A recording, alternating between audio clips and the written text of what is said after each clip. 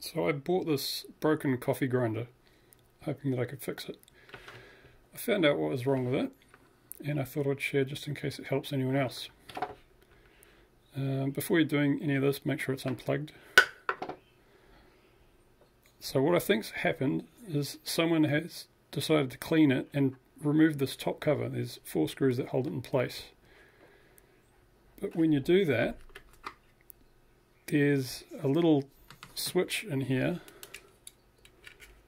that detects when the top thing is screwed on. And in here there's a little rod and a little spring that stick through that hole. And so what I think has happened in this case is someone's removed that and not realized that they were there and lost them. So yeah, basically if you're removing that cover to clean it, make sure you don't lose those. And if you do and your coffee machine's not working, that could be why. Also, it's a bit tricky when you're reassembling it. You've got to make sure that the switch is held in the right place when this goes down. Right, hope it's helpful.